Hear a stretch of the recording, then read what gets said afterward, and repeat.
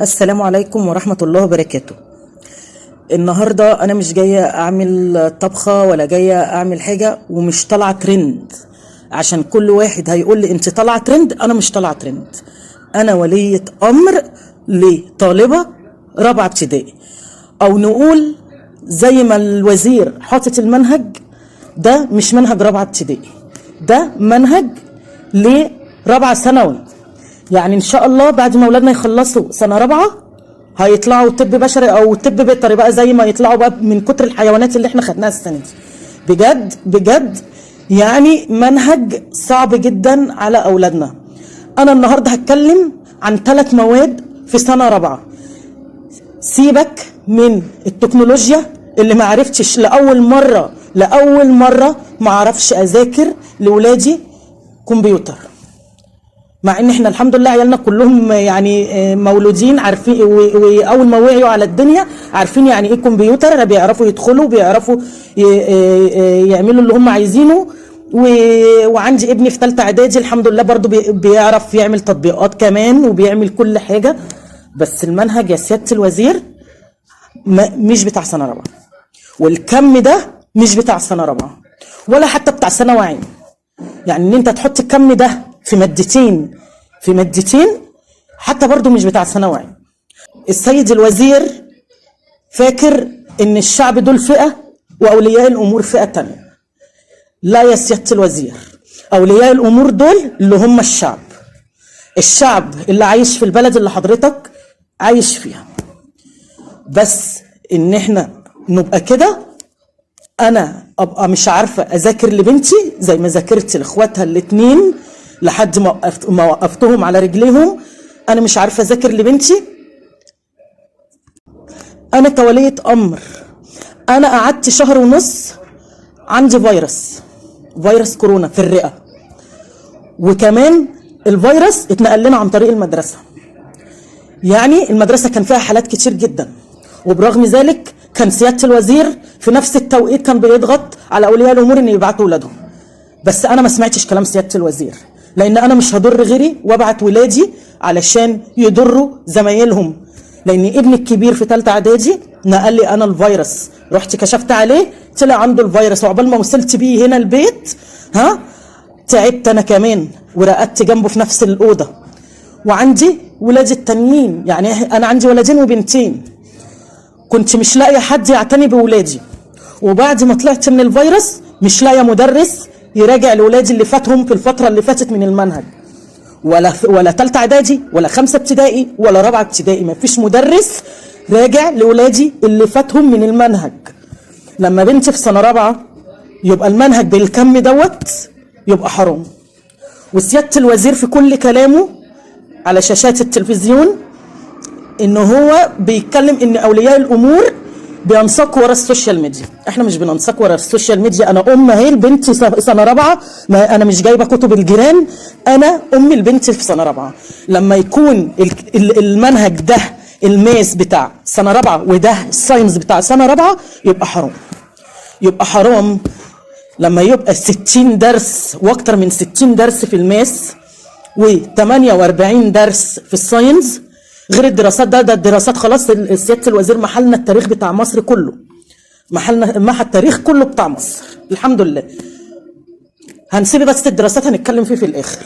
طبعا المنهج ده ما ينفعش خالص. والسياده الوزير كان بيتكلم ان احنا بنحارب الدروس الخصوصيه. لا يا سياده الوزير، انا عايزه اقول لحضرتك ان انا بنتي اللي في سنه رابعه بتاخد في الحصه علشان يلحقوا يخلصوا المنهج اللي حضرتك جبت خبراء من بره عشان يحطوه، عشان يخلصوا المنهج بياخدوا 3 دروس في الحصه، وفي تكثيف حصص. عارف حضرتك يعني ايه في تكثيف حصص؟ لما تبقى الحصه ب 45 ولا ب 50 غير المواصلات ان انا اروح اودي بنتي الدرس، وتاخد 3 دروس في حصه واحده علشان نلحق نخلص المنهج اللي حضرتك جبت خبراء من بره علشان يعملوه.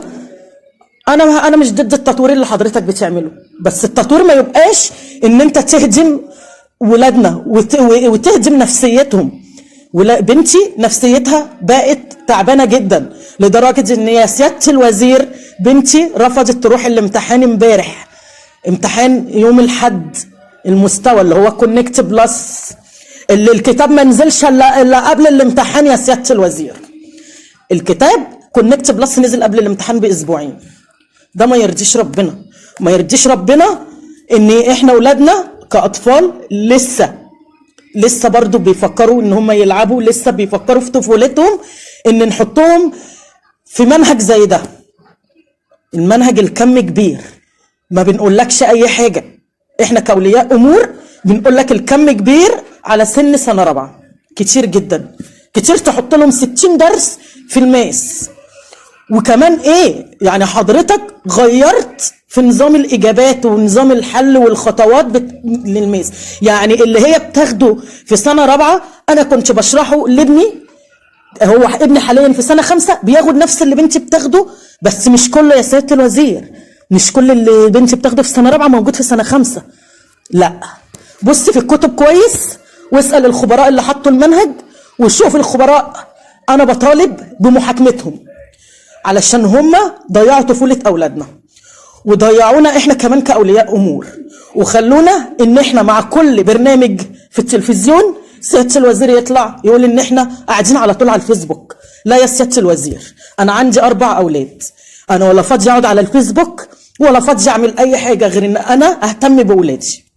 ولادي دول اغلى حاجه عندي، واكيد كل ولي امر ولاده غاليين عليه. دايما حضرتك يا سياده الوزير تقول ان احنا مش عايزين عيالنا يتعلموا. احنا مش عايزين عيالنا يتعلموا؟ امال ايه اللي احنا بنعمله ده؟ ايه اللي احنا بنعمله ده؟ هو احنا علشان نعلم عيالنا لازم نحط لهم 60 درس في الماس؟ ازاي؟ ده احنا ما خلصناش، يعني امتحنوا الشهرين، شهر اكتوبر وشهر نوفمبر امتحنوهم وما كانوش خلصوا اصلا المنهج يا سياده الوزير، ولسه بقيه الكتاب، لسه بقيه المنهج ما خلص. حضرتك في كل لقاء تقول انا بحاول ان انا اعمل التعليم في مصر زي الدول الاوروبيه. لا معلش يا سياده الوزير، احنا ما نسويش اي حاجه في التعليم بتاعنا جنب الدول الاوروبيه. الدول الاوروبيه يا سياده الوزير ما فيش طالب بيروح ياخد دروس، ما فيش طالب ولي امره مسافر ومتبهدل بقاله 1.5 سنة مش بنشوفه علشان خاطر الدروس، نقدر نكفي دروس ولادنا هنا في مصر. يا سياده الوزير احنا كاولياء امور احنا اتمرمطنا كتير، وباباهم اتبهدل في الغربه، واحنا كأنا كأم اتبهدلت مع ولادي هنا في الدروس. حضرتك قلت بتحاول تمنع الدروس، لكن المنهج اللي حضرتك حطيته لولادنا في سنه رابعه وبتقول لنا عليه ان ده تطوير، لا يا سياده الوزير، انت كده ضغطتنا في الدروس. انا بدفع لبنتي اللي في سنه رابعه قد اللي بدفعه لولادي التانيين في النظام القديم، ولادي الاثنين التانيين، يعني انا بدفع اللي في سنه رابعه اكتر من اللي بدفعه للولدين في دروسهم في سنه 5 وفي ثالثه اعدادي. وانت عارف حضرتك ثالثه اعدادي بتبقى الدروس اغلى، بس انا علشان بنتي تلحق تخلص المنهج اللي حضرتك جبت الخبراء يحطوه 60 درس و48 درس في الساينس، حضرتك جبت لنا خبراء يحطوا لنا المنهج مش عارفين نخلص، وبنتي بقت تعيط. بنتي اللي كانت بتحب المذاكره كانت في الاجازه يا سياده الوزير، مش اثناء الدراسه. كانت بنتي في الاجازه تطلع الكتب وتقعد تذاكر في الاجازه اللي المفروض الكل بيلعب فيها، بس كان من نشاطات بنتي في الاجازه ان هي تطلع الكتاب وتقعد تقرا وتثقف نفسها. دلوقتي بنتي بقت تكره تمسك الكتاب يا سياده الوزير، وبقت تكره تروح المدرسه. ده ما يرضيش ربنا، ما يرضيش ربنا. ان احنا المفروض يا سياده الوزير ان حضرتك تحبب اولادنا في المدرسه وتحببهم في المنهج وتحببهم في التعليم. لو حضرتك مش عايز عيالنا يتعلموا اطلع ببيان كده على التلفزيون زي ما حضرتك طلعت كده وقلت ان احنا كاولياء امور مش عايزين نعلم عيالنا. اطلع قول انا ضد التعليم. قول لنا ان انت حضرتك ضد التعليم، لان المنهج ده ضد التعليم، ومفيش اي دولة اوروبية تقبل باللي حضرتك عامله فينا في سنة رابعة. وحضرتك في كتاب الدراسات في اخر كتاب الدراسات في درس عن حقوق الطفل، وقلت ان الطفل ليه حق الرأي، اما حضرتك ما اهتمتش برأي ولي الامر. طيب والطالب والطفل اللي في سنة رابعة ده اللي عنده 9 سنين او 10 سنين. ازاي حضرتك تاخد يعني نجيبه لحضرتك ونطلعه كده على شاشات التلفزيون عشان يقول لك رايه؟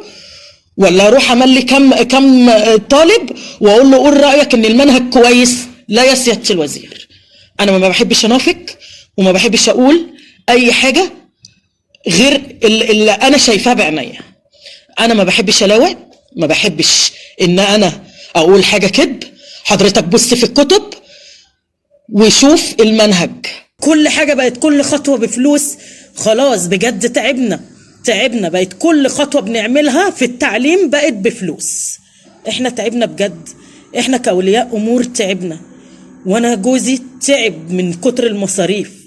وبعدين يا سياده الوزير، ما دام صوتنا مش عايز يوصل لك او حضرتك سادد ودانك ومش عايز تسمعنا، فاحنا مستنيين رد البرلمان ومستنيين حكم البرلمان، لان اللي في البرلمان اكيد عندهم هم اولياء امور وعارفين المنهج بتاع سنه رابعه عامل ازاي، وعارفين ظروف البلد بقت عامله ازاي، وعارف الظروف، وعارف ان البلد والعالم كله بقى فيه فيروس. وحضرتك مش عايز تعرف ان احنا دلوقتي بعد الفيروس مصاريف كل بيت زادت، سواء من كهرباء، غاز، من كل حاجة، سواء من تعليم، سواء ان انت حضرتك انا يعني احنا ما كناش قبل الفيروس بنروح نجيب الكحول ونجيب الكمامات والجوينتات.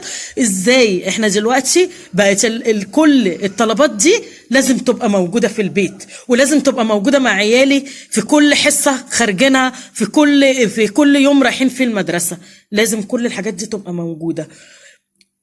يعني احنا مصاريفنا زادت، تقوم حاطط لنا حضرتك المنهج ده كله كتير على اولياء الامور وكتير على عقل طفل. خلاص يعني حضرتك انت في سنة رابعة اديتهم المنهج ده كله، هتعمل فيهم ايه في سنة 5؟ هتديهم ايه في سنة 5؟ اما هو 60 درس، يعني معنى كده بقى ايه؟ نقول بقى ايه حضرتك في سنة 5 هتديهم 120 درس بقى، ما هم كبروا سنة. خلاص سنة رابعة حطمنا الطفولة بتاعتهم، وفي سنة 5 بقى ايه نقضي عليهم خالص، نخليهم ينتحروا زي الثانوية العامة بالظبط. لا يا سيادة الوزير، احنا مش هننتظر ده، احنا مستنيين رأي البرلمان، وهنفضل قاعدين قدام التلفزيون مستنيين رأي البرلمان.